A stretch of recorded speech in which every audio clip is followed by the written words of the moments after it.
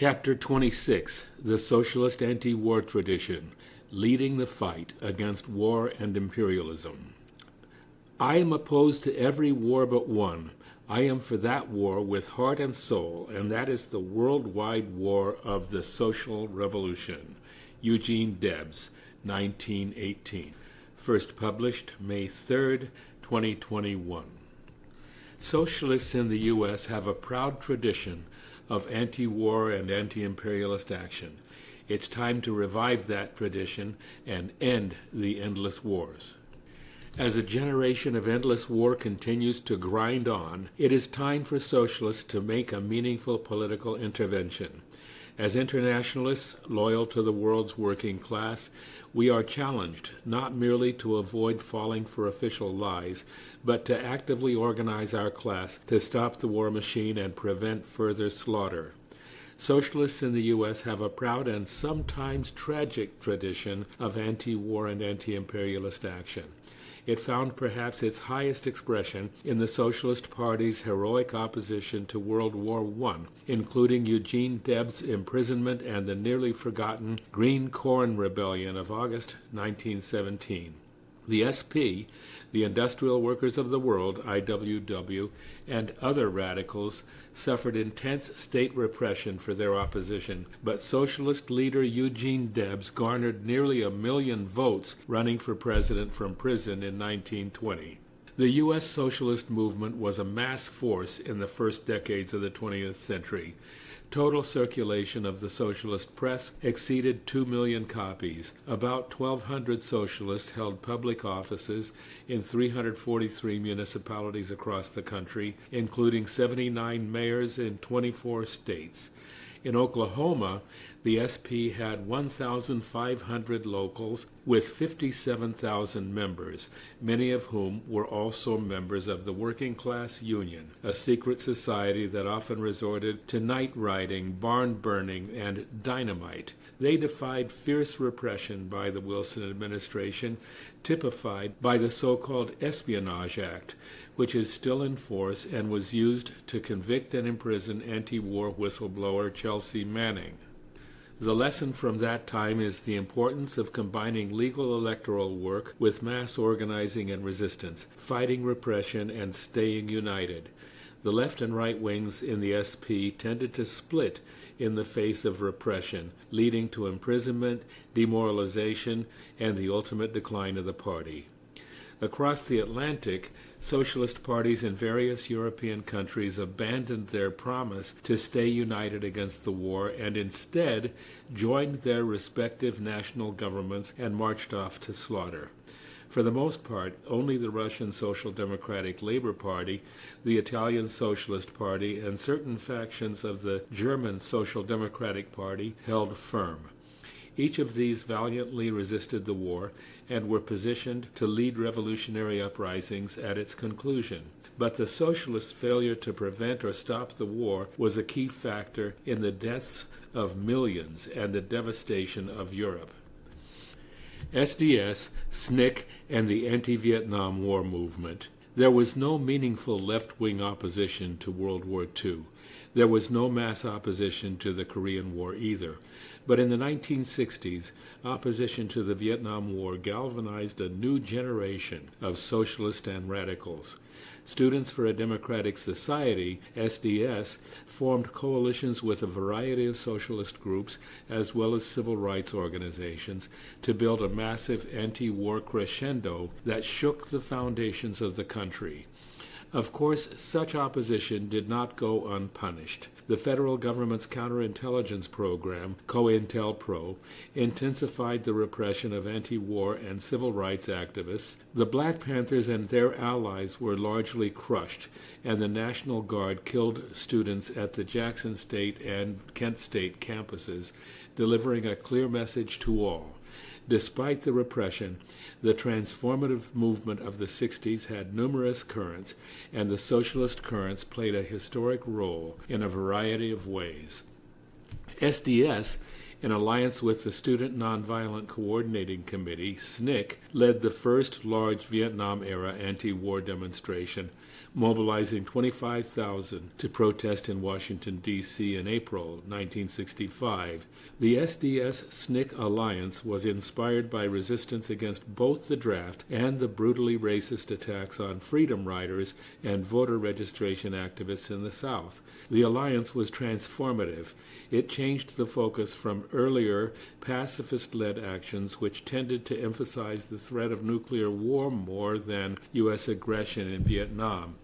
This new movement, given wide resonance by the leadership of the Reverend Dr. Martin Luther King Jr., mushroomed to encompass thousands of local, regional, and national mobilizations involving millions of people.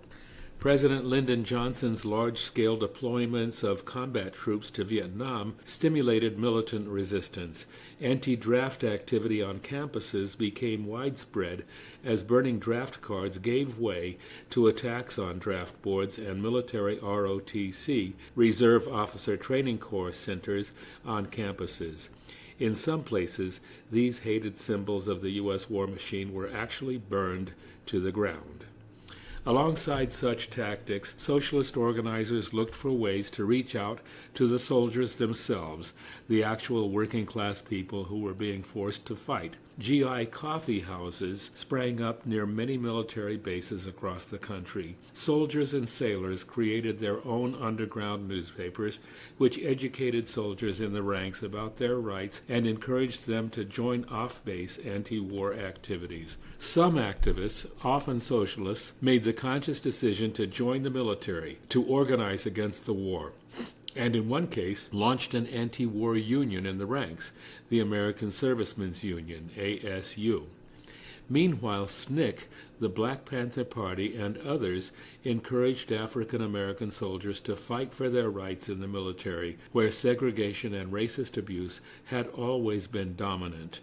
The ASU's newspaper, The Bond, and other anti-war literature circulated widely among the troops in the war theater. These developments led gradually to open rebellion, even mutiny, which became a material factor in ending the war, together with the relentless resistance of the Vietnamese National Liberation Forces. In May 1971, another approach emerged: nonviolent direct action aimed at shutting it down. Following 2 weeks of nonstop mass protests in Washington, as L.A. Kaufman put it in her book Direct Action, these protests ranged from a 500,000-person march to large-scale sit-ins outside the Selective Service, Justice Department, and other government agencies. Some 25,000 young people set out to disrupt the basic functioning of the federal government through nonviolent action." End quote. Repression was fast and intense. Thousands of military troops helped the D.C. police round up everyone suspected of participating in the protest. White House aide Jeb Magruder later noted that the protest had shaken Nixon and his staff, while CIA Director Richard Helms called it a very damaging kind of event and one of the things that was putting increasing pressure on the administration to try and find some way to get out of the war. Veterans lead the way. Combat veterans returning from the war also became lightning rods for intensified anti-war activity. These new working-class anti-war voices were natural allies of socialists trying to reach and mobilize civilian workers against the war. Veterans' demands for jobs, benefits, and improved care for their wounds and traumas tended to concretize the war's negative impact on working people, while dramatizing the war's criminal character. At least 500,000 veterans returned to civilian life with punitive, less than honorable discharges, which added to their difficulty reintegrating into a society already torn asunder by war.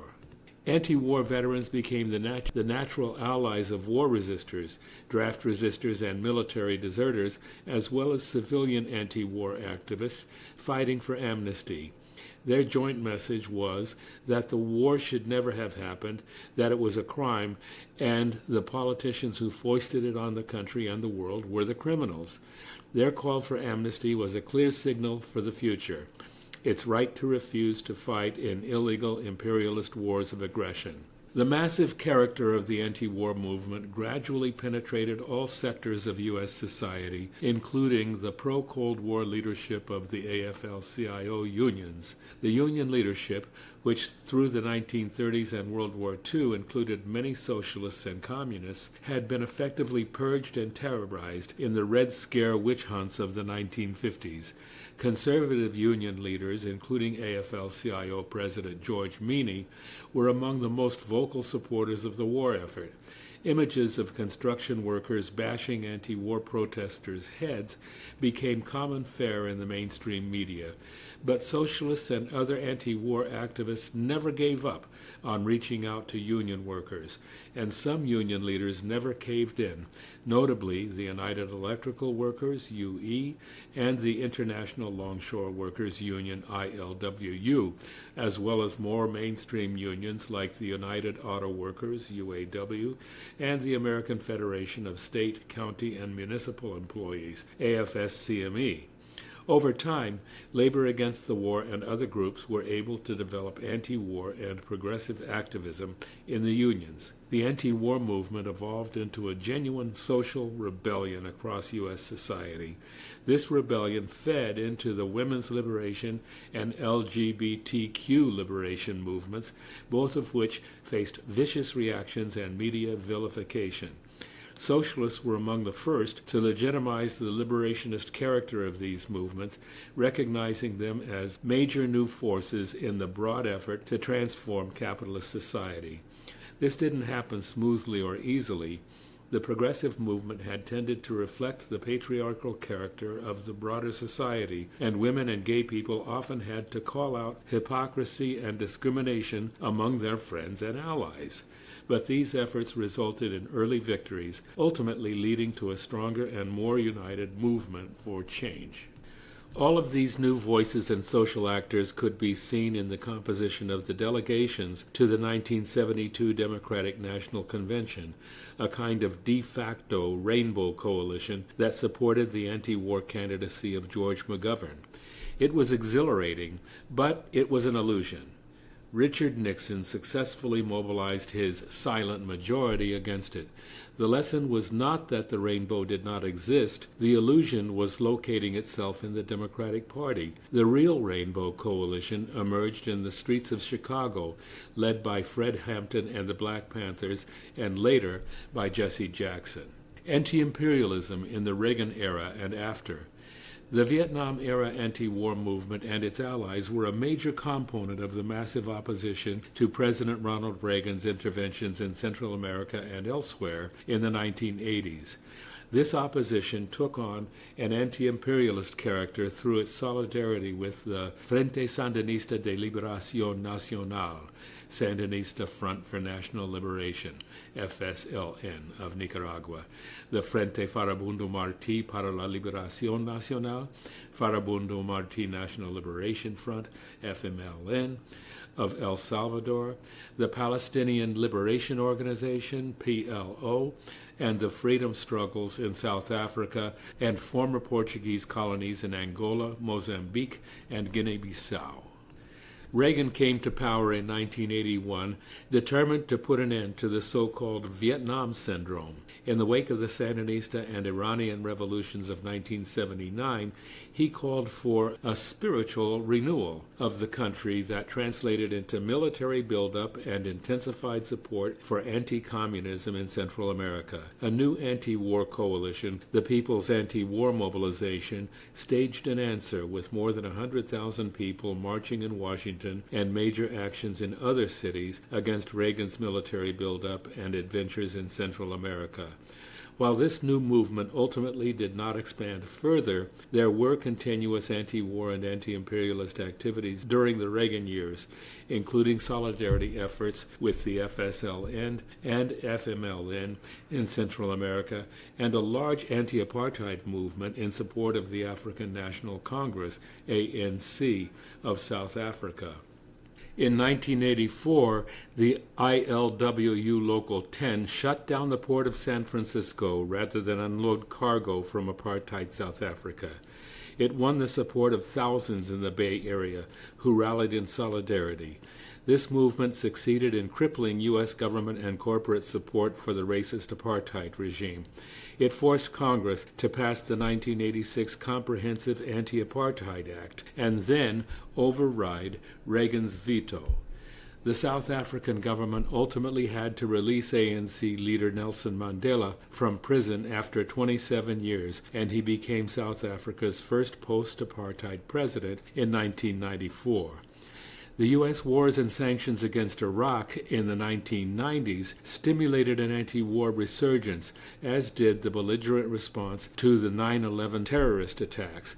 In 2002 and 2003, a crescendo of ever larger mass protests opposed George W. Bush's war buildup against Iraq. At least 100,000 people protested in Washington in October 2002, and millions more marched all over the country and around the world. By mid-February 2003, a New York Times front-page report read, quote, "There are two superpowers on the planet, the United States and worldwide public opinion," end quote.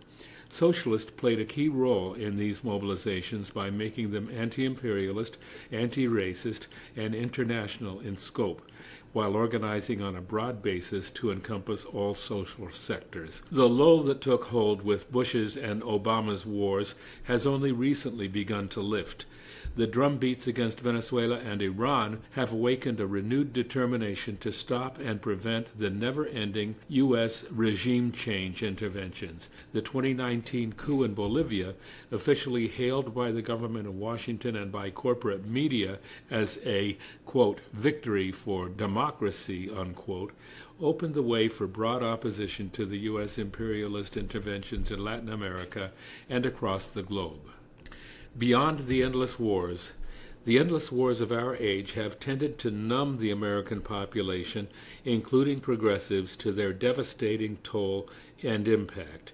This presents an opportunity and obligation for socialists to intervene.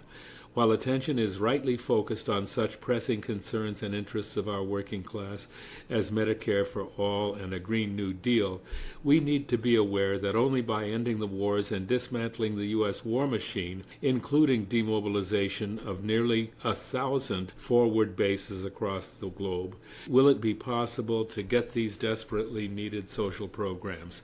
We should not pretend that a Green New Deal can happen without sidelining the fossil fuel industry and dramatically shrinking the military.